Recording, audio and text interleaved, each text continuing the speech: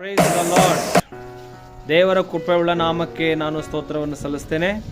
ಒಳ್ಳೆಯ ಸಮಯದಲ್ಲಿ ಒಳ್ಳೆಯ ಆಲೋಚನೆಯೊಂದಿಗೆ ನಿಮ್ಮ ಬಳಿಗೆ ಬರುವಂತೆ ದೇವರು ಕೃಪೆ ಮಾಡಿದ್ದಾರೆ. ಯೇಸು ಕ್ರಿಸ್ತನ ಹಿಂಬಾಲಕರು ಅಥವಾ ಯೇಸು ಕ್ರಿಸ್ತನ ಅನುಯಾಯಿಗಳಿಗೂ ಯೇಸು ಕ್ರಿಸ್ತರು ತಿಳಿಸುವುದೇನೆಂದರೆ ಯಾವಾಗಲೂ ನಾವು ಪ್ರಾರ್ಥನೆ ಮಾಡಬೇಕು ಎಂಬುದಾಗಿ ಹೇಳಿಕೊಡ್ತಾರೆ. ಯೇಸು ಕ್ರಿಸ್ತನು ನಡೆದ ಹೆಜ್ಜೆ ಜಾಡಿನಲ್ಲಿ ನಡೆಯುತ್ತೇನೆ ಎಂಬುದಾಗಿ ತೀರ್ಮಾನ ಮಾಡುವವರು ಯೇಸುವಿನ ಹಾಗೆ ನಾವು ಪ್ರಾರ್ಥನೆ ಮಾಡುವ ಹಂತದಲ್ಲಿದ್ದೇವೆ ಮತ್ತು ಹಂಗಿನಲ್ಲಿದ್ದೇವೆ. ಯೇಸು ಕ್ರಿಸ್ತರು ಇನ್ನೂ ಮಬ್ಬಿರುವಾಗಲೇ ಆತನು ಎದ್ದು ಅಡವಿಯ ಸ್ಥಳಕ್ಕೆ ಹೋಗಿ ಪ್ರಾರ್ಥನೆ ಮಾಡುತ್ತಿದ್ದರು ಎಂದು ಮಾರ್ಕನ ಸುವಾರ್ತೆ 1ನೇ ಅಧ್ಯಾಯದ 35ನೇ ವಚನದಲ್ಲಿ ಬರೆಯಲ್ಪಟ್ಟಿದೆ. ಹೀಗಾಗಿ ಆತನ ಹಿಂಬಾಲಕರಾದಂಥ ನಾವು, ಆತನನ್ನು ಪ್ರೀತಿಸುವವರಾದಂಥ ನಾವುಗಳು ಯೇಸು ಕ್ರಿಸ್ತರು ಪ್ರಾರ್ಥನೆ ಮಾಡಿದಂತೆ ನಾವು ಪ್ರಾರ್ಥನೆ ಮಾಡುವವರಾಗಿರಬೇಕು. ಯೇಸು ಕ್ರಿಸ್ತನು ಪ್ರಾರ್ಥನೆ ಮಾಡುವುದರಿಂದಲೇ ಅವರ ಬಾಯಿಂದ ಏನನ್ನ ಹೇಳ್ತಿದ್ರೋ ಅದನ್ನ ಹಾಗೇ ಜರುಗುತ್ತಿತ್ತು.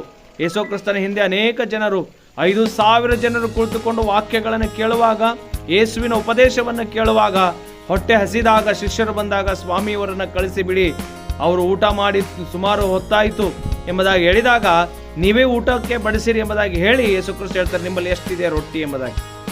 ಶಿಷ್ಯರು ಹೇಳ್ತಾರೆ, ಸ್ವಾಮಿ ನಮ್ಮಲ್ಲಿ 5 ರೊಟ್ಟಿ 2 ಮೀನುಗಳು ಮಾತ್ರ ಇವೆ ಎಂಬುದಾಗಿ. ಯೇಸು ಕ್ರಿಸ್ತರು ಅದನ್ನು ತೆಗೆದುಕೊಂಡು ದೇವರ ಸ್ತೋತ್ರ ಮಾಡಿ ಮುರಿದು ಅವರಿಗೆ ಕೈಯಲ್ಲಿ ಕೊಡ್ತಾರೆ. ಅದನ್ನ 5 ರೊಟ್ಟಿ 2 ಮೀನು 5,000 ಜನರು ಊಟ ಮಾಡುವಂತೆ ಅದನ್ನು ಅಭಿವೃದ್ಧಿ ಆಯಿತು ಎಂಬುದಾಗಿ. ಇವತ್ತು ನಾನು ನಿಮಗೆ ಯಾಕೆ ಈ ಮಾತನ್ನು ಹೇಳ್ತಾ ಇದ್ದೇನೆ ಅಂದರೆ, ಯೇಸುವಿನ ಮಾತಿನಂತೆ ಆಗುತ್ತಿತ್ತು. ಇವತ್ತು ನಮ್ಮ ಮಾತಿನಂತೆ ಆಗುವುದಕ್ಕೆ ಯೇಸು ಅವರು ಹೇಳ್ತಾರೆ, ನಾನು ದಿನಾಲೂ ಪ್ರಾರ್ಥನೆ ಮಾಡಿದಂತೆ ನೀವು ಪ್ರಾರ್ಥನೆ ಮಾಡಿರಿ. ಪ್ರಾರ್ಥನೆ ಮಾಡುವುದಾದರೆ ನಾವು ಏನನ್ನ ಅಂತೀವೋ ಅದನ್ನ ಹಾಗಾಗ್ತದೆ ಎಂಬುದಾಗಿ ಯೇಸು ಕ್ರಿಸ್ತವರು ಹೇಳಿಕೊಡ್ತಾರೆ. ಸಮುದ್ರದ ಮೇಲೆ ನಡೆದು ಬಂದಂಥ ಉದ್ದೇಶವು ಯೇಸು ಕ್ರಿಸ್ತರಲ್ಲಿರುವಂಥ ದೃಢ ವಿಶ್ವಾಸ, ತಾನು ಮಾಡಿದಂಥ ಪ್ರಾರ್ಥನೆ. ಇವತ್ತು ನಿಮ್ಮ ಪ್ರಾರ್ಥನೆ ಬಹಳ ಬಲವಾಗಿರ್ತದೆ. ಇಸ್ರಾಯೇಲರು ಒಂದು ಸಾರಿ ಸಂಕಷ್ಟದಲ್ಲಿರುವಾಗ ಮೋಸೆಗೆ ಹೇಳ್ತಾರೆ, ಮೋಸೆ ನಾವು ನಮ್ಮ ಸಮುದ್ರವನ್ನು ದಾಟಬೇಕು, ನದಿಯನ್ನು ದಾಟಿ ಹೋಗಬೇಕು, ನೀರಿನ ಮೇಲೆ ನಡೆಯಬೇಕಾಗಿದೆ, ನಾವು ಏನು ಮಾಡಬೇಕು? ಅವರು ಪ್ರಾರ್ಥನೆ ಮಾಡಿದಾಗ ಯೇಸುವಿನ ನಾಮದಲ್ಲಿ ಅವರು ಮುನ್ನಡೀತಾರೆ. ಅವರು ಪ್ರಾರ್ಥನೆ ಮಾಡಿದಾಗ ಎರಿಕೋ ಗೋಡೆಯನ್ನ ಬಿದ್ದು ಹೋಗ್ತದೆ. ದಾನಿಯೇಲನು ಪ್ರಾರ್ಥನೆ ಮಾಡಿದಾಗ ಸಿಂಹದ ಬಾಯನ್ನ ಬಂಧಿಸಲ್ಪಡ್ತದೆ.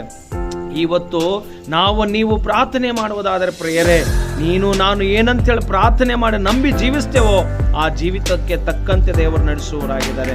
ಅದಕ್ಕೆ ನಮ್ಮ ಜೀವಿತದಲ್ಲಿ ಬೇಕು ಪ್ರಾರ್ಥನೆ, ದೇವರಲ್ಲಿ ಪ್ರಾರ್ಥನೆ. ನಾವು ಎಲ್ಲೇ ಕೂತ್ಕೊಂಡು ಮಾಡಲಿ, ಯಾವುದೇ ಸ್ಥಳದಲ್ಲಿರಲಿ, ದೇವರನ್ನ ನೆನೆಸಿ ಪ್ರಾರ್ಥನೆ ಮಾಡುವುದರ ಮೂಲಕವಾಗಿ ದೇವರು ನಮಗೆಲ್ಲವನ್ನು ಕೊಡ್ತಾರೆ ಎಂಬುದಾಗಿ ನೆನೆಸಿ ಇವತ್ತಿನ ಒಂದು ಸಂದೇಶವನ್ನು ಮುಕ್ತಾಯ ಮಾಡ್ತೇನೆ. Praise the lord.